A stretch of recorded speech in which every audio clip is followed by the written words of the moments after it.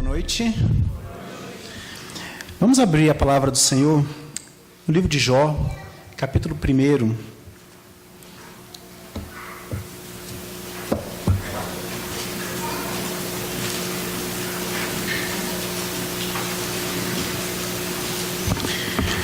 Vamos ler do versículo de número 1 ao versículo de número 5. E diz assim a palavra: Havia um homem na terra de Uz, cujo nome era Jó, homem íntegro e reto, temente a Deus e que se desviava do mal. Nasceram-lhe 7 filhos e 3 filhas. Possuía 7.000 ovelhas, 3.000 camelos, 500 juntas de bois e 500 jumentas. Era também muito numeroso o pessoal ao seu serviço, de maneira que este homem era o maior de todos os do Oriente. Seus filhos iam às casas uns dos outros e faziam banquetes, cada um por sua vez, e mandavam convidar as suas 3 irmãs e comer e beberem com eles. Decorrido o turno de dias de seus banquetes, chamava a Jó seus filhos e os santificava. Levantava-se de madrugada e oferecia holocaustos, segundo o número de todos eles, pois dizia: talvez tenham pecado os meus filhos e blasfemado contra Deus em seu coração. Assim o fazia Jó continuamente. Vamos orar? Pai querido, nós queremos pedir agora que o Senhor possa abrir o nosso entendimento, que o Senhor possa redirecionar os nossos afetos e, consequentemente, mudar a nossa vontade. A partir da pregação da Tua Palavra, Deus querido, que os nossos corações, os nossos sentimentos, a nossa mente, a nossa vontade sejam mudados para que possamos objetivar fazer o que Te agrada. A partir do entendimento da Tua Palavra, Deus querido, ajuda-nos a viver de maneira agradável ao Senhor e nos dê poder para manter essa chama em nossos corações, esse desejo em nossos corações e essa vontade em nossas vidas. Nós pedimos que agora o Senhor nos oriente a todos. Colocamos-nos todos diante do Senhor. Pedimos graça e misericórdia em nome do Teu Filho. Amém. Amém. Meus irmãos, há um filme chamado Beleza Americana que talvez alguns aqui já tenham assistido. Esse filme trata uma típica família americana, como vive uma típica família americana. E tem 3 personagens principais que o filme retrata. Um deles é o pai. Esse filme, inclusive, ganhou 5 Oscars, inclusive de melhor filme. E o pai dessa família é interpretado pelo Kevin Spacey, que também ganhou o Oscar de melhor ator. Ele é um homem frustrado com o seu trabalho, frustrado com a sua esposa, que é fútil, frustrado com a sua filha, que é uma adolescente que vive de mau humor, vive reclamando da vida. E ele passa a se namorar, ele passa a se atrair, a se afeiçoar pela amiga da sua irmã, da sua filha, achando que assim, talvez se tiver um relacionamento amoroso com essa menina, ele poderá encontrar algum sentido na vida. A filha desse casal é uma adolescente mal-humorada, descontente com a família, descontente com os pais, descontente com a vida e que vive de mau humor. E ela começa também a se namorar com um jovem da sua escola, que inclusive é um traficante, achando que nesse relacionamento ela também vai encontrar sentido para a vida. E a esposa dessa família, uma mulher fútil, uma mulher solitária, uma mulher superficial, que também passa a ter um relacionamento amoroso fora do casamento, achando que nesse relacionamento ela vai encontrar sentido para a vida. Sabe o que é interessante? O interessante é que todos olham para essa família e acham essa família perfeita. É uma família típica de classe média americana, com um bom carro, com uma boa casa, com uma boa estrutura de vida, a filha estuda numa boa escola. Todos os que veem essa família, todos os vizinhos e aqueles que vêm de fora dessa família, acham que é uma família perfeita. Acham que é uma família que está bem, é uma família, inclusive, invejada por muitos. Mas eles não sabem como essa família vive em seu interior. Eles não sabem das maldades, corrupções e imoralidades dessa família. Ninguém sabe o quão grotesca é essa família. Aparentemente, é uma família linda e feliz. Uma coisa que é bem interessante nesse filme é que o nome dele, Beleza Americana, na verdade, refere-se a uma rosa, uma planta muito cultivada nos Estados Unidos. Uma planta belíssima. Inclusive, no filme, a mulher, a esposa desse casal, ela cultiva essa planta no jardim dela. Só que ela tem uma curiosidade, ela é uma planta belíssima, usada para decorar muitas casas, mas ela não tem cheiro. Ela é bonita, mas não tem cheiro. Como essa família. Aparentemente muito bonita, aparentemente muito vistosa, aparentemente uma família que todos gostariam de ser, mas sem cheiro. sem a doce fragrância do cristianismo, do verdadeiro cristianismo, do evangelho. Nós vamos agora olhar para a vida de Jó e ver que há uma coerência absurda entre a vida pessoal de Jó, a vida familiar de Jó e a vida social de Jó. Nós vamos agora olhar para a vida de Jó e ver que a família de Jó e o caráter de Jó não era como essa família do filme Beleza Americana. Não era como as muitas famílias que nós vemos hoje. O que ele era em sua vida pessoal, ele era em sua vida familiar. E o que ele era em sua vida familiar, ele era em sua vida social. Nós vamos olhar agora para essas três facetas da vida de Jó. Nós vamos olhar para a vida de Jó como uma fotografia, como um modelo de um homem piedoso. De um homem que vive essa piedade em vários aspectos de sua vida. Nós vamos olhar para a vida de Jó como um padrão de encorajamento. Não, hoje eu não vou falar do sofrimento de Jó. Hoje eu não vou falar da paciência de Jó. Hoje eu não vou falar pelo aquilo que nós mais conhecemos Jó, que é o momento em que ele sofre, em que ele perde várias coisas em sua vida, e que ele passa de uma maneira piedosa, santa por todo esse sofrimento. Não vou falar sobre isso. Eu vou falar das bases do sofrimento de Jó. Por que Jó conseguiu sofrer da maneira como ele sofreu sem pecar? Por que Jó conseguiu passar por tudo que ele passou sem blasfemar contra Deus, sem negar o seu Criador? E pelo contrário, desenvolvendo ainda mais a sua fé nesse mesmo Criador. Para que nós entendamos o sofrimento de Jó, nós precisamos entender a vida de Jó. Porque a vida de Jó é a chave, é a base que nos faz entender como Jó e por que Jó conseguiu passar pelo sofrimento da maneira como ele passou. É sobre isso que eu quero falar a vocês hoje, nesta noite. Jó não vivia uma vida de aparências. Jó não vivia uma vida superficial, uma vida plástica. Havia coerência entre a vida privada e a vida familiar e social de Jó. Toda a vida de Jó, tanto no aspecto particular quanto no aspecto público, era vivida diante de Deus. Era vivida para a glória de Deus. Eu quero então que você me acompanhe e juntos possamos entender o que o texto bíblico que nós acabamos de ler tem a nos ensinar sobre Jó e sobre nós mesmos. Hoje nós vamos falar então sobre que a sua vida de santidade deve extrapolar a sua espiritualidade privada.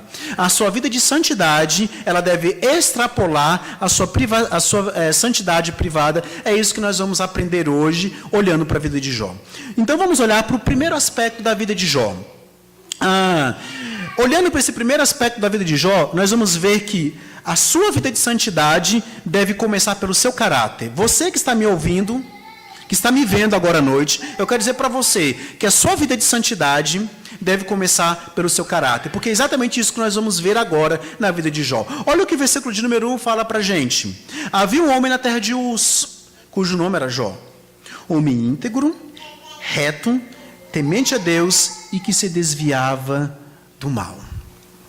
Jó viveu no período mais cedo dos patriarcas, talvez um descendente de Naor dentro da família de Abraão. A terra de Uz estava localizada mais ou menos a sudeste de Israel, e era um território muito fértil, um território muito próspero. Daí nós entendemos por que Jó era um homem tão próspero, um homem tão rico. Nós sabemos, por exemplo, que Jó realmente existiu. Jó não é um mito. Jó não é alguém um personagem utilizado simplesmente para trazer um fundo moral para a gente. Ele foi um homem que existiu. Por quê? Porque a própria Escritura refere-se a Jó, a própria Escritura dá testemunho de Jó como sendo um homem que realmente existiu. Por exemplo, Ezequiel 14, o profeta compara Jó a Daniel e a Noé como homens piedosos. Como homens justos. Ele diz que assim como Noé e assim como Daniel eram homens justos, Jó também era. Tiago capítulo 5, nós vemos Jó como um exemplo de perseverança. Ou seja, os textos bíblicos reforçam para a gente que Jó realmente existiu. Ele não foi um mito, não é apenas uma metáfora, ele realmente existiu. Ele morava, então, a sudeste da terra de Israel, nos primeiros dias dos patriarcas. Crer nisso é importante para nós entendermos e cremos que a Bíblia, de fato, é a palavra revelada de Deus. Que ela, de fato, nos traz algo real, concreto, que pode ser, inclusive, aplicado às nossas vidas. Jó experimentou e sofreu tudo que o livro fala. Jó, de fato, passou sem pecar, em santidade, sem blasfemar, assim como o livro fala. Jó foi um homem realmente, como eu e como você, de carne e osso, com suas fraquezas, limitações e debilidades, que também tinha um coração pecador como nós, e que existiu, e que passou por tudo que passou sem pecar contra Deus. Jó não era um super crente, mas ele é um bom modelo para todos nós. Ele não era um homem que não tinha pecado, mas é um bom modelo para todos nós de vida piedosa, de vida de santidade e de uma vida de santidade que se mantém firme durante o sofrimento. Ele experimentou então tudo isso que o livro fala. E o que as Escrituras então vão nos dizer a respeito da piedade de Jó? Ela fala aqui no primeiro momento que Jó era um homem íntegro. O que as Escrituras querem dizer quando falam de pessoas íntegras, né? Primeiro eu quero dizer o que ela não quer dizer. A Bíblia não quer dizer, quando fala de pessoas íntegras, que são pessoas sem pecado. São pessoas sem falhas. Quando a Bíblia fala de pessoas íntegras, a Bíblia está falando da condição do coração dessas pessoas, da sinceridade da fé dessas pessoas. É assim que Jó é descrito, como um homem íntegro que andava com Deus. Mas também as Escrituras querem dizer como uma pessoa inteira diante de Deus. Não há uma faceta da vida de Jó que não andava diante de Deus. Não há aquela coisinha do coração que não andava diante de Deus. Não se rendia ao senhorio do Senhor. Toda a vida de Jó, toda mesma, era diante de Deus, era para a glória de Deus. Ele era inteiro diante de Deus. Os seus afetos, os seus pensamentos, os seus desejos, as suas escolhas, a sua vontade, tudo era inteiro diante de Deus. Então é isso que o texto quer nos dizer quando está falando que Jó era um homem íntegro diante de Deus, que ele tinha uma mente direcionada para viver para a glória de Deus, que ele não era dividido entre Deus e o mundo, entre Deus e os ídolos, mas ele era inteiro. É mais ou menos um paralelo com o que Paulo fala sobre o homem maduro. Jó era um homem maduro na fé. Jó era um homem maduro nas experiências que ele tinha com o próprio Deus. Então ele tinha uma mente em Deus, sem engano, sem hipocrisia. Não vivia uma vida de mentiras e enganos, como eu acabei de falar do filme Beleza Americana.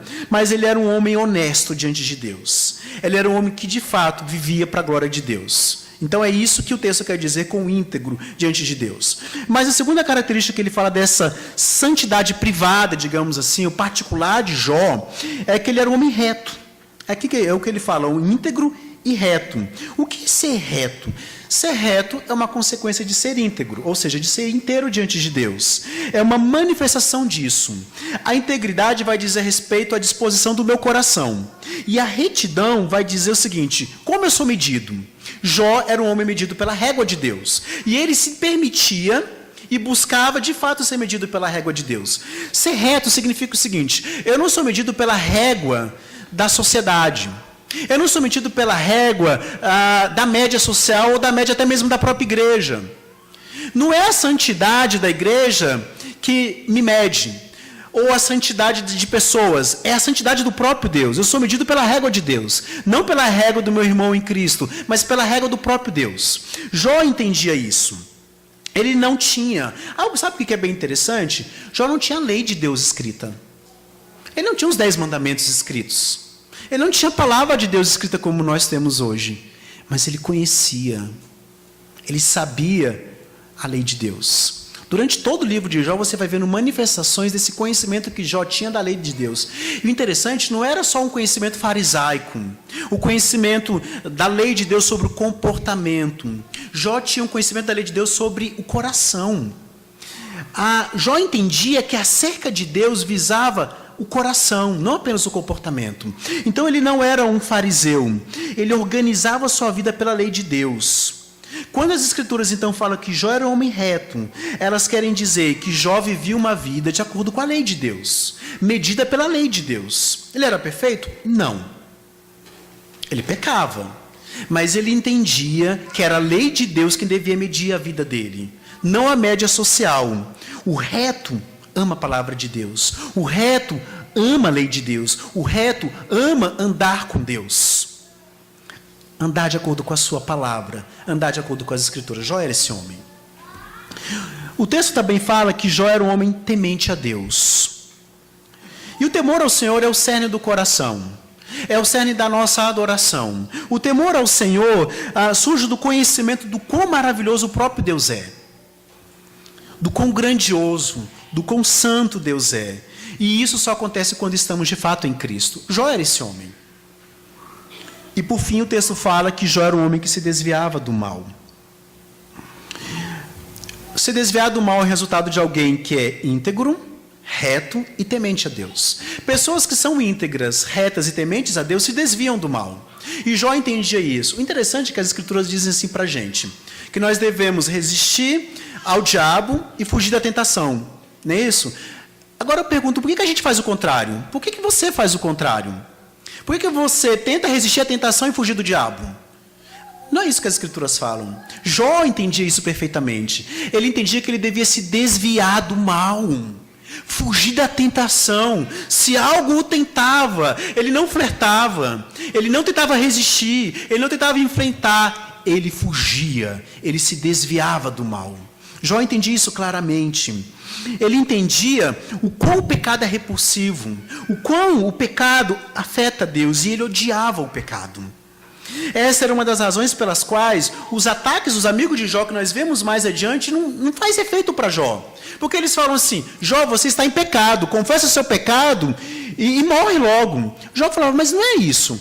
Não tem um pecado existente na minha vida proporcional ao meu sofrimento. Eu não consigo perceber na minha vida uma relação de causa e consequência entre um pecado específico e o meu sofrimento. Sim, eu sou pecador, eu admito isso, mas eu não consigo entender que há um pecado específico que está provocando esse meu sofrimento.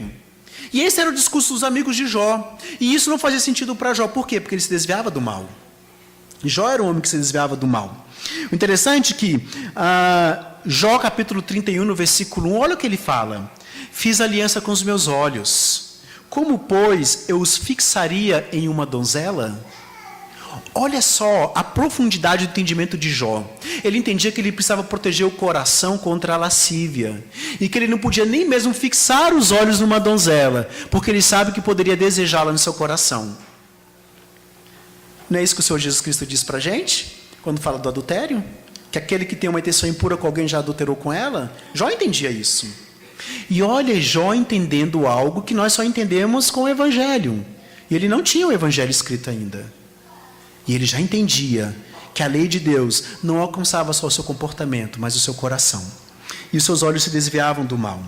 Então, ele estava tão consciente do seu próprio pecado, da sua própria luxúria, que ele fez um pacto com seus olhos de não olhar de forma indecente para uma mulher. Pensando nisso, meus irmãos, há um livro que você encontra para baixar na internet, mas também você pode adquiri-lo da editora Fiel, que conta a história de David Brainerd. Esse livro, a vida de David Brainerd é comentada pelo Jonathan Edwards. O interessante é que o Jonathan, quando ele vai falar de David Brainerd, ele fala da santidade de David Brainerd admirando. E você pensa, poxa vida, o Jonathan Edwards admirando o David Brainerd. Quão santo esse homem era. E durante esse livro, o Jonathan vai fazendo algumas inserções, vai fazendo alguns comentários, ele vai falando, quem foi David Brainerd? David Brainerd foi um missionário entre os índios americanos, que dedicou sua vida inteira a missões, era um homem de profundo temor ao Senhor, um homem íntegro, um homem reto, um homem que se desviava do mal. E sabe o que é interessante? No finalzinho da sua vida, ele vai para a casa do Jonathan Edwards, e a filha do Jonathan Edwards, uma jovem de 17 anos, ela cuida do David Brainerd porque ele está com tuberculose. E ele acaba morrendo como consequência dessa tuberculose. E alguns meses depois, a filha de Jonathan Edwards, ela pega a tuberculose do David Brainerd, né? Ela já tinha pegado, mas ela fica doente da tuberculose e ela morre também. E quando o Jonathan Edwards ele vai escrever o livro, ele vai comentar a vida de David Brainerd, não há amargura no coração dele porque ele perdeu a filha. Não há ressentimento, mas há admiração pela vida de David Brainerd. Apesar de certa forma, a perda da sua filha ter sido consequência da relação com o David Brainerd.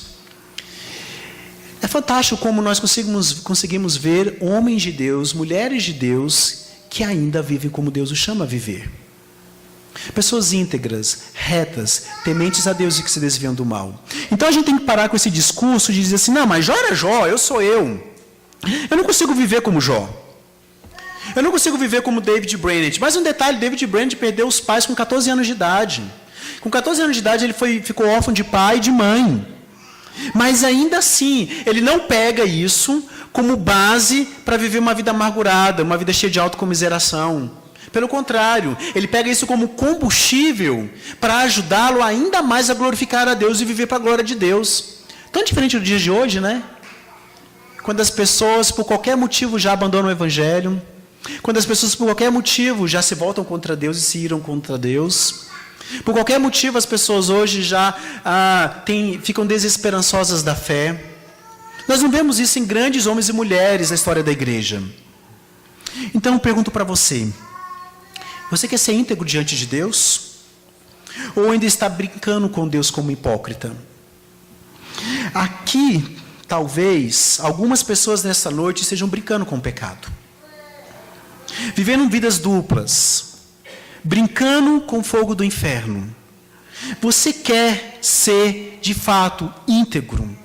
Você quer ser justo. Você ama a lei de Deus. Você tem prazer na lei de Deus. Em toda a lei de Deus.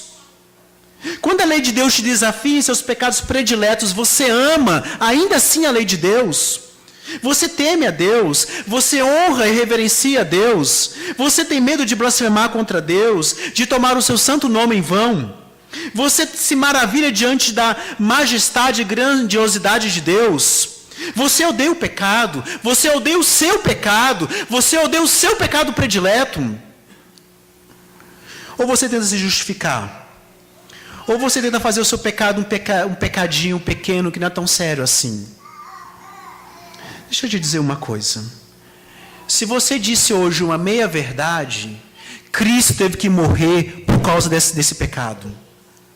Seja qual for o pecado que você comete ou cometeu, ou tem cometido, Cristo morreu por ele. Ele levou Cristo à cruz. Ele esmagou o Senhor Jesus Cristo. Ou seja, o seu pecado é sério. Você tem visto assim o seu pecado? Você olha para o seu pecado assim como Jó olhava para o seu próprio coração? Você quer saber o quão grave e nojento o seu pecado é? Olha para o Salvador pendurado na cruz. Olha para Cristo esmagado na cruz. Não apenas o Cristo abandonado pelos homens, mas abandonado pelo Pai. Quando ele clama, Deus meu, por que me desamparastes? Punido pelo pecado do seu povo. Punido pelos pecados que você tanto ama e que você se recusa a apartar-se deles. Você quer odiar o pecado? Talvez você diga assim, eu quero, mas Jó era diferente. Jó era um homem especial. Jó era um super santo. Eu quero que você entenda que a sua herança espiritual está muito além da herança de Jó.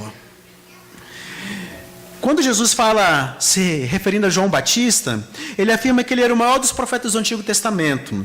Aliás, ele era maior do que todos os profetas do Antigo Testamento, mas menor do que qualquer santo do Novo Testamento. O que ele está querendo dizer?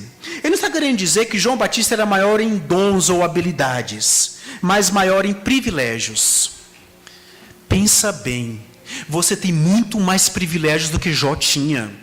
Você tem a palavra de Deus completa diante de você. Você tem o evangelho, a revelação completa diante de você. Jó não tinha isso, e ainda assim era um homem santo, reto, temente a Deus e que se desviava do mal. Então não há desculpas, porque a revelação que você tem é muito maior do que a revelação que Jó tinha. Não há desculpas para não ser como Jó. Não há desculpas para não ser reto, temente a Deus, se desviar do mal. Não há desculpas. Jó não tinha o que nós temos, e ainda assim era um homem que amava a Deus de todo o coração. Você também pode amar. Você também pode ser reto, íntegro, se desviar do mal e temente a Deus. Provavelmente, apenas 500 anos depois da vida de Jó, Moisés passou a escrever as escrituras do Antigo Testamento. Ou seja, o fato de Jó viver o que ele vivia, mostra pra gente que mesmo sem essa revelação escrita que nós temos aqui, sem o cânon, as escrituras completas, Jó ainda assim vivia de maneira agradável a Deus. E ele deixa claro, mais à frente, que ele acreditava no Messias. Que ele conhecia pouco a respeito do Messias, mas ele acreditava no Messias. Ele acreditava nas esperanças e nas promessas que o Messias ainda iria deixar para nós. Ele viveu nas sombras do primeiro pacto e ainda assim ele viveu como um homem santo. Todos nós aqui essa noite devemos superar Jó em santidade. Se Jó é descrito como íntegro, nós também podemos. Se Jó é escrito como reto, você também pode. Se Jó é descrito como justo, você também pode. Você também pode ser como Jó era e muito mais do que Jó era. Se Jó é descrito como um homem temente a Deus e que se desviava do mal, você também pode ser descrito assim. Porque você tem muito mais motivos para odiar o pecado. Porque você viu o que o pecado fez com Cristo na cruz do Calvário. Jó ainda tinha uma expectativa do que isso ia acontecer. Você sabe o que aconteceu. Você viu, você vê nas escrituras. Jó não. Mas ainda assim, ele viveu como um homem santo. Então você também pode viver. Não há desculpas. Segunda faceta da vida de Jó, e que nos mostra uma poderosa lição. Então, a segunda lição que nós temos aqui no nosso texto é que você pode cultivar uma piedade familiar, assim como Jó. Você pode cultivar uma piedade familiar, assim como Jó. Olha para os versículos de número 2, 4 e 5. Nasceram-lhe 7 filhos e 3 filhas. 4. Seus filhos iam às casas uns dos outros e faziam banquetes, cada um por sua vez, e mandavam convidar as suas 3 irmãs a comer e beberem com eles. 5. Decorrido o turno de dias de seus banquetes, chamava Jó seus filhos e os santificava. Levantava-se de madrugada e oferecia holocaustos segundo o número de todos eles, pois dizia: talvez tenham pecado os meus filhos e blasfemado contra Deus em seu coração. Assim o fazia Jó continuamente. Sabe? Jó foi abençoado com uma família bem numerosa. O texto fala que ele tinha 7 filhos e 3 filhas. O texto também fala que eles eram prósperos. Jó era próspero e seus filhos eram prósperos. Tinham suas casas, amavam uns aos outros, tinham prazer em estar juntos.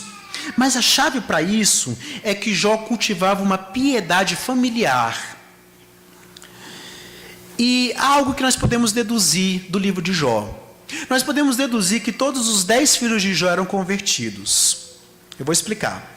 Quando você vai para o capítulo de número 42, que é o último capítulo do livro de Jó, você vê que quando Deus restaura Jó, Deus dá em dobro tudo o que Jó tinha, Deus dá em dobro. Então, ele tinha 7.000 ovelhas, Deus deu 14.000. Ele tinha 3.000 camelos, Deus deu 6.000. Ele tinha 500 juntas de boi, Deus deu 1.000 juntas de boi. Ele tinha 500 jumentas, Deus deu 1.000. Mas Deus deu a mesma quantidade de filhos e filhas para Jó. 3 filhas e 7 filhos. Os mesmos filhos, a mesma quantidade que Jó tinha de filhos antes, Deus dá depois de toda a tragédia que acontece em sua vida. Isso é uma pista. Isso é uma pista que pode nos mostrar que talvez Deus não tenha dado o dobro de filhos e filhas, porque Jó, na verdade, não perdeu seus filhos e filhas. Porque eles já se encontravam na glória. E um dia Jó iria se reencontrar com eles. Aqui é uma pista muito forte de que Jó fez bem feito o seu trabalho familiar. Ele evangelizou os seus filhos. Ele ensinou o evangelho que ele conhecia na época aos seus filhos. E provavelmente os seus filhos acreditaram nesse evangelho e viveram por ele. Por isso, Deus não deu o dobro de filhos, porque Jó já tinha os seus filhos guardados por Deus para o reencontro final na glória eterna. Então eu creio que os filhos de Jó eram salvos e convertidos, porque Jó promoveu piedade em sua casa, em sua família. Ele tinha um costume familiar, os filhos, de passar nas casas uns dos outros. E o versículo de número 5 nos mostra que Jó santificava os seus filhos. Ele levantava-se de madrugada, e aqui dá a ideia de uma coisa feita com esforço, de forma diligente, e oferecia sacrifício por seus filhos. Talvez, naquelas festas que eles faziam, eles tenham um pecado contra Deus. E nesses momentos em que Jó oferecia sacrifícios, que Jó se reunia com seus filhos, provavelmente Jó os confrontava com relação aos seus pecados. Ele falava, ensinava o que ele conhecia das Escrituras e os ensinava a buscar a Deus e a confessar os seus pecados para que fossem perdoados. Então Jó ativamente cultivava uma piedade em sua família. Ele buscava santificação e conversão para os seus filhos. Ele desejava que cada um deles fosse como ele, retos, íntegros, tementes a Deus e que se desviassem do mal. Uma vez, Paul Washer, numa das suas pregações, ele comenta que uma certa vez, depois de uma pregação, o jovem procurou e falou assim, que ele queria muito evangelizar os chineses. Ele perguntou, mas por que você quer evangelizar os chineses? E o jovem falou, porque eu amo os chineses, eu oro pelos chineses, eu penso nos chineses, eu sonho com os chineses, eu amo os chineses. E aí o Paul Washer virou para ele e falou o seguinte, sabe por que você ama tanto os chineses?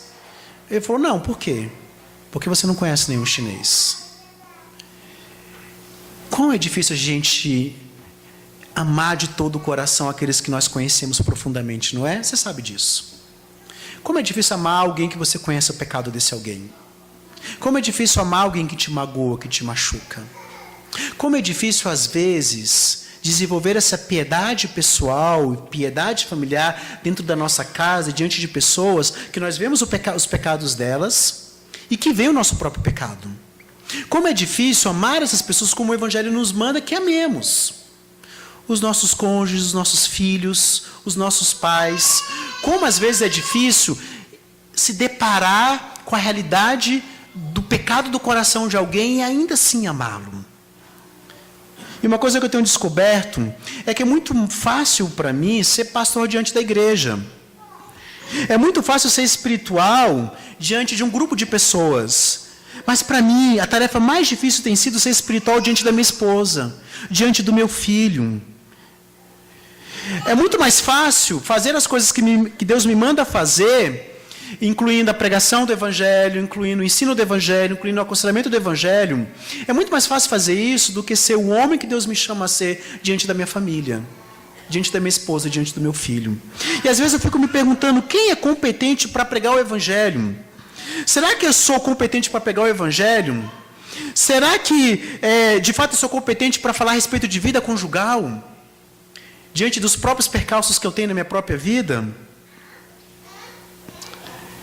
E às vezes nós pastores, ouvimos falar constantemente que nós necessitamos de Deus desesperadamente no nosso ministério. Mas eu digo para vocês, eu não necessito de Deus tanto quanto eu necessito na minha família.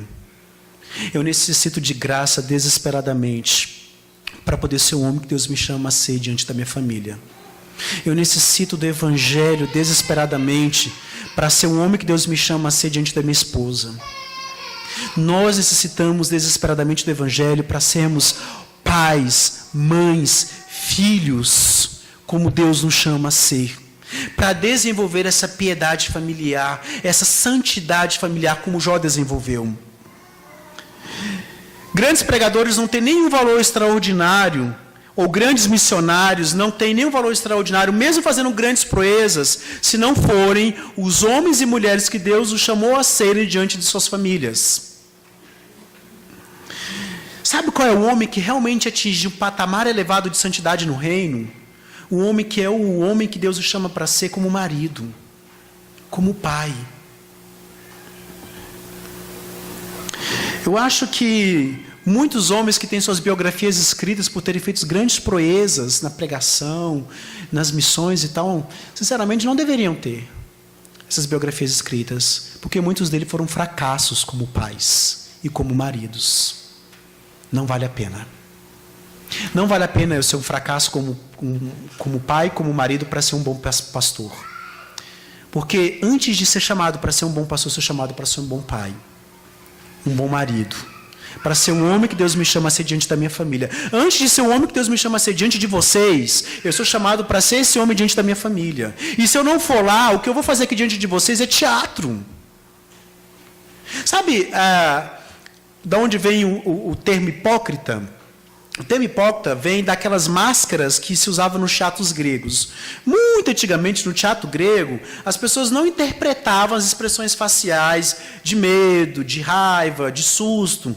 Elas colocavam máscaras que mostravam essas expressões faciais. Essas máscaras eram chamadas de hipócrites, da onde veio o termo hipócrita. Ou seja, o hipócrita é o que usa uma máscara. Se eu for um excelente pastor diante de vocês, mas um péssimo marido, um péssimo pai, eu sou hipócrita. Eu estou usando uma máscara. Jó não era um homem assim. Deus não nos chama para ser homens e mulheres assim. Deus nos chama para sermos coerentes, para sermos diante da igreja, diante das pessoas, diante da sociedade, aquilo que somos diante de nossas famílias.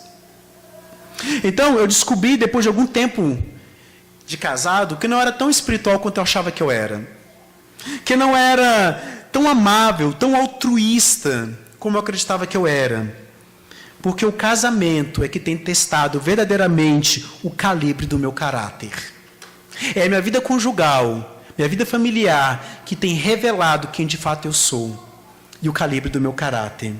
E hoje eu me encontro desesperado e necessitado de graça como nunca antes em minha vida. Porque eu preciso de graça no meu casamento, eu preciso de graça diante da minha família. Eu falo em especial para os homens. Homens, prestem atenção no que eu vou falar para vocês. Daqui a 10 anos, a qualidade do seu casamento será estabelecida por você e não por sua esposa. E quando Deus for observar o seu casamento e vier chamar a atenção de alguém no seu casamento, é de você que ele vai chamar a atenção. Lembra o que ele fez com Adão? Quem pecou primeiro? Eva. Quem Deus chamou a atenção? Adão. Ele era o líder. Ele era responsável por sua esposa. Ele era o gestor do seu lar. Então, o que a sua esposa fizer vai ser fortemente influenciado pelo que você faz. Eu costumo dizer o seguinte, eu vou contar um segredo para vocês. Vocês querem conhecer a minha espiritualidade? Porque eu sou muito bom em disfarçar. Muito bom em me demonstrar espiritual diante de vocês. Mas vocês querem conhecer de verdade a minha espiritualidade? Olha para minha esposa. Olha para como ela é. Olha para as escolhas que ela faz. Olha para o que ela diz, o que ela pensa, o que ela sente. Aí vocês vão ver quem eu sou. Porque ela é um reflexo da minha espiritualidade. Porque ela revela se eu estou sendo bom ou não como marido. Se eu estou sendo de fato o marido que Deus me chama a ser diante dela e diante da minha família. Jó era esse homem. O Evangelho nos chama para sermos esses homens. Então eu pergunto aos pais aqui, hoje à noite. Vocês estão ativamente buscando a conversão e santificação dos filhos de vocês? Eu quero dizer, não é suficiente a provisão financeira, a provisão material. Vocês estão realmente preocupados com a prosperidade espiritual dos seus filhos? Vocês sabem quão espirituais são seus filhos? Vocês conversam com eles sobre isso? Vocês conversam com eles a respeito de sua relação com Deus? Vocês os ajudam a cultivar um coração temente a Deus? Vocês fazem culto doméstico? Vocês ensinam as escrituras para os seus filhos? Vocês disciplinam quando eles pecam? Vocês os ensinam a amar o dia do Senhor, o culto a Deus e a palavra de Deus? O lar de vocês é estruturado pela palavra de Deus? Você sabe o que o seu filho está fazendo e vendo no computador da sua casa?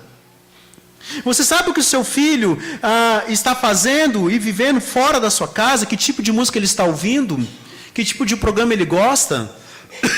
O que ele posta no Facebook? Como está o estudo bíblico dos seus filhos? Vocês estão lendo a Bíblia, ensinando a Bíblia, meditando nas Escrituras com eles? Vocês revisam o sermão de domingo com seus filhos? Vocês conversam com eles sobre a vida cristã deles? E sobre sua própria vida com Deus? Jó era um homem assim. Jó era um homem que cultivava essa piedade familiar. Terceiro aspecto da vida de Jó, e terceira lição que nós podemos aprender desse terceiro aspecto. Assim como Jó, você deve cultivar uma santidade social. Assim como Jó, você deve cultivar uma santidade social. O versículo de número 3 nos dá uma pista. Diz assim: possuía 7.000 ovelhas, 3.000 camelos, 500 juntas de bois e 500 jumentas. Era também numeroso o pessoal ao seu serviço, de maneira que este homem era o maior de todos do Oriente. Muitos cristãos hoje têm uma espiritualidade mais ou menos pietista. O que é uma espiritualidade pietista? Voltada para si próprio. Então eu oro, eu leio as escrituras, eu medito, eu jejuo, eu tenho a minha vida espiritual e eu sou uma pessoa realmente que anda com Deus. E isso é muito bom, não estou dizendo que isso é errado, não. Mas muitas vezes não passa disso. Às vezes alguns até extrapolam e fazem culto doméstico e desenvolvem uma piedade familiar, mas para algumas famílias não passa disso.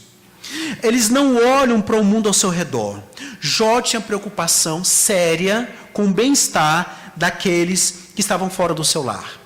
Dá uma olhadinha no capítulo 31 de Jó, versículo 16.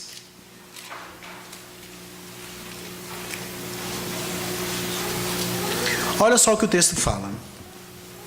Se retive o que os pobres desejavam, ou fiz desfalecer os olhos da viúva, ou se sozinho comi o meu bocado e o órfão dele não participou. Porque desde a minha mocidade cresceu comigo como se eu lhe fora o pai, e desde o ventre da minha mãe fui o guia da viúva. Se alguém vir perecer por falta de roupa, e eu necessitado por não ter coberta, se os meus lombos não me abençoaram, se ele não se aquentava com a lã dos meus cordeiros, se eu levantei a mão contra o órfão, para me ver apoiado pelos juízes da porta, então caia a omoplata do meu ombro, e seja arrancado o meu braço da articulação, porque o castigo de Deus seria para mim um assombro, e eu não poderia enfrentar a sua majestade. O que o Jó está querendo dizer é o seguinte: ele fez todas essas coisas. Ajudou órfãos, ajudou viúvas, usou a sua riqueza, usou os seus bens para abençoar a sociedade. E ele fala: se eu não fiz isso, que o Senhor arranque o meu braço. Porque, de fato, eu também fui um homem justo socialmente falando. Eu ajudei o meu próximo.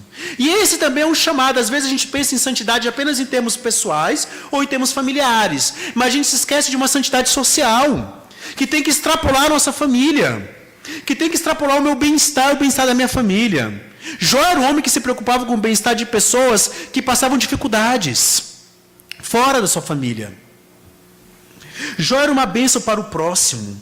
Ele tinha um cuidado de fazer aquilo que ele podia para aliviar a necessidade de pessoas fora da sua família.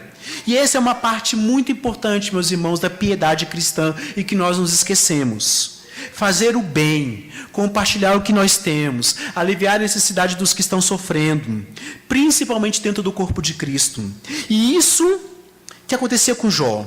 Ele não era apenas um homem preocupado com a sua piedade pessoal ou piedade familiar. Ele também era uma bênção para a sociedade. Ele era um homem no modelo de Jeremias 29, de 4 a 7, que diz assim: cresçam em pacto, em aliança, em continuidade pactual, mas estejam preocupados e orem pelo bem-estar da sociedade onde vivem. A cidade se alegra quando o íntegro está lá. Eu quero te perguntar: aqueles com quem você trabalha se alegram com a sua presença? As pessoas no comércio se alegram com a sua presença?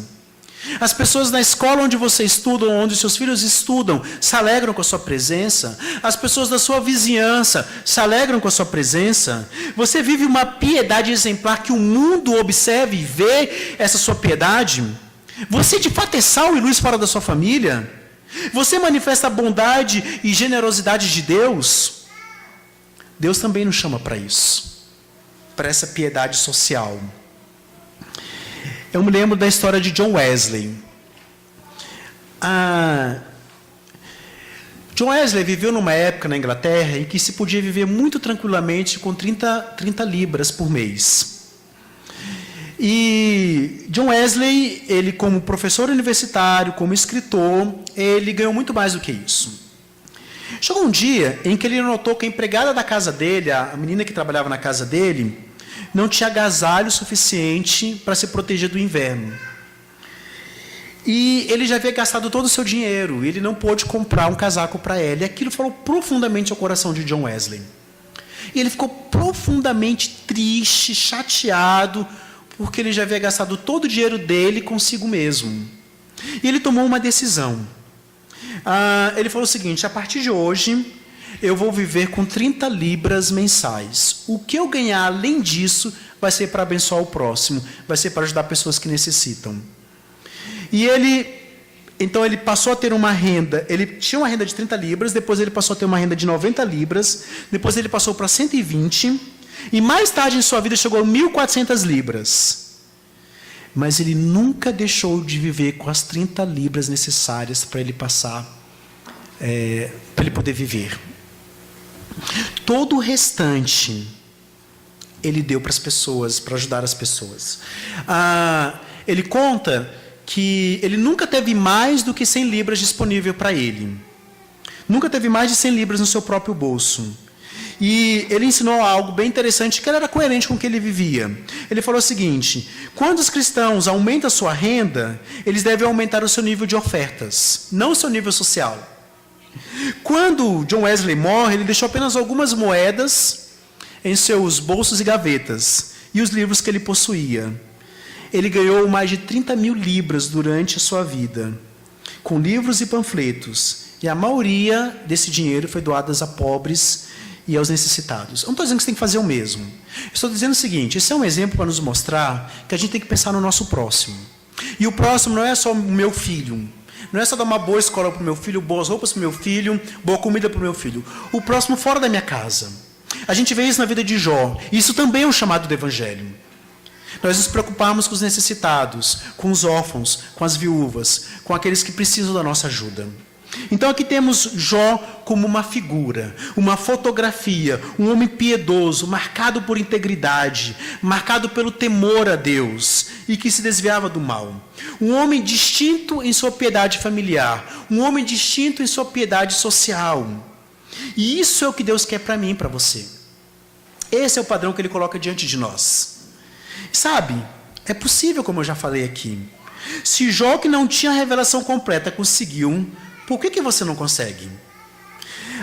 Hoje nós temos as escrituras completas, hoje nós temos os sacramentos, que são meios de graça para fortalecer a nossa fé, hoje nós temos a pregação da palavra, hoje nós temos o aconselhamento, o ensino da palavra, hoje nós temos a comunhão com os irmãos, hoje nós temos o culto público, ou seja, nós temos várias maneiras, vários reforços para a nossa fé, vários fortalecimentos para a nossa fé, a fim de que possamos ser como Deus nos chama a ser.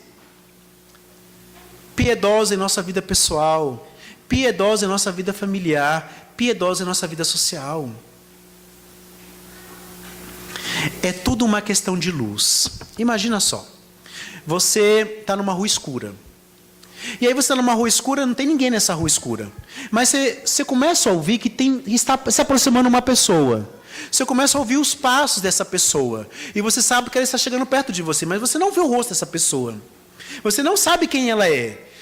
Em geral, qual seria a atitude da maioria de nós? Sair correndo. Sei lá quem é, vai que vai fazer mal para mim. Mas imagina que você está no mesmo beco escuro. No mesmo beco, aliás. Só que ele não está mais escuro. Agora tem luz. Muita luz. E você começa a ver uma pessoa se aproximando de você. E você vê o rosto dessa pessoa. E você sabe quem ela é. Você sabe que ela é amorosa, que ela é gentil. Você sabe que ela vai te proteger, que ela vai cuidar de você, que ela te ama. O que você faz? Você corre para essa pessoa. É tudo uma questão de luz. Jó não tinha a luz que você tem hoje. Você tem a luz do Evangelho. Você conhece as Escrituras. Você tem os meios de graça para te fortalecerem na caminhada. Você tem recursos que Jó não tinha. Portanto, se Jó conseguiu ser esse homem, por que você não consegue? Se Jó conseguiu ser tão piedoso e tão santo, você também. Você tem Cristo, você tem o Espírito Santo habitando em você. Você tem que ter toda a revelação diante de você. Você consegue. Você consegue viver para a glória de Deus. Você consegue ser santo em sua vida pessoal. Você consegue ser santo em sua vida familiar. Você consegue ser santo em sua vida social. Assim como Jó foi. Hoje nós temos a luz que Jó não tinha. Nós temos a luz do Evangelho sobre nós. A revelação completa. Temos condições de sermos homens e mulheres santos num patamar mais elevado do que Jó. Temos condições de passar por um sofrimento tão intenso, tão profundo quanto Jó passou, assim como Jó, e não pecarmos. e ainda assim glorificarmos a Deus. Então, eu quero dizer para você nesta noite, se você ainda não tem o Senhor Jesus como mestre, como Senhor da sua vida, é tempo de você se arrepender dos seus pecados e reconhecê-lo como tal.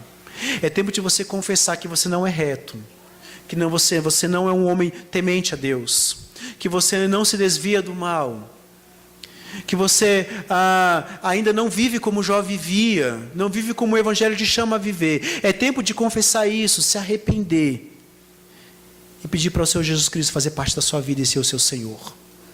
Agora, se você já tem o Senhor Jesus Cristo como Senhor da sua vida, já vive em uma vida com Ele, mas tem tido dificuldades na luta contra o pecado, tem tido dificuldade em ser de fato íntegro, reto, temente a Deus e se desviar do mal, você também deve orar e se arrepender dos seus pecados, se apoderar dos meios de graça e pedir para que Deus te fortaleça na luta contra o pecado. Uma coisa que eu digo para todos nós nessa noite: se Jó foi esse homem, nós também podemos ser. Deus nos chama para ser e nos capacita a ser. Ele nos dá a graça para sermos como Jó foi. Que Deus nos abençoe. Vamos orar?